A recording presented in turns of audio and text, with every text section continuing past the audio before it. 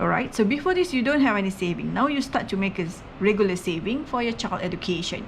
But if, if your family didn't encourage you, for example, let's say you are a husband in the family, but the wife is keep you like nagging, want to go out for shopping, go out for vacation. The child is always like ask that to like spend money on eating outside, for example, at expensive restaurant, for example, then this father will not be able to make a saving. Because why? Because he don't receive a cooperation from the family. So that's why it is a family activity, and the family must sit down to understand the objective that they want to achieve, and discussion within family is important. Okay, last one is about the confusion in the financial service environment.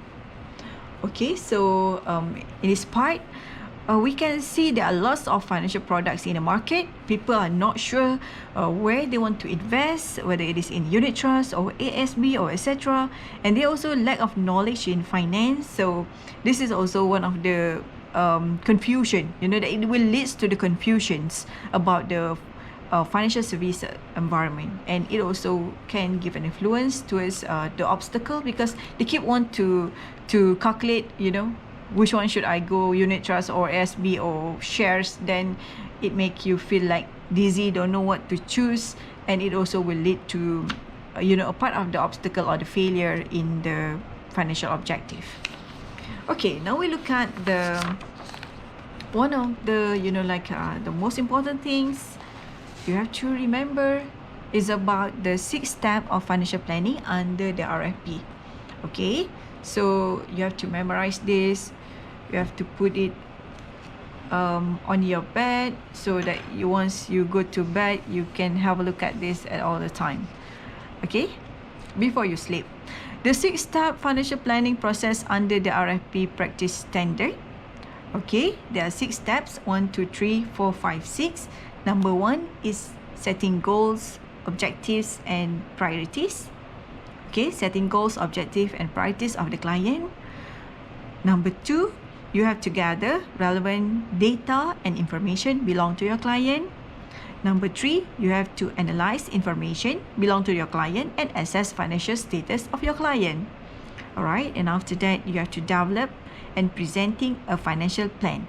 Okay, so here, now step 3 is about, what you did during assessing financial status. You remember that you work on the personal financial ratio. Alright, it's where you evaluate the financial status of your client. The fourth step is developing and presenting a financial plan for implementation. Number 5, okay, is about executing the financial plan, is number 5. Okay, develop the financial plan is number 4. Number 5, execute the financial plan. Number 6, monitoring execution and reviewing of the financial plan. What are the key purposes? This also have to remember is where you establish where the client wants to go and arrange them in order of importance. You guide them. What are their most important objectives that they have to achieve, for example. Okay, procure crucial information for determining the client situation. In step number 2, you get the information, you gather, you collect the information from the client. Number 3, you identify the client's need, resources, constraints, and option. Okay, at step 3, and the key purpose for step 4 is detailing the problems and solution in a strategized written format for the client's consideration and action. This is where you put your recommendation. Okay, you put a recommendation on the insurance planning, on the retirement planning, on education planning, etc. Getting permission. For step 5, you have to get the permission and having the plan implemented effectively and efficiently, and checking the adjusting the execution to ensure goals and objectives listed are met.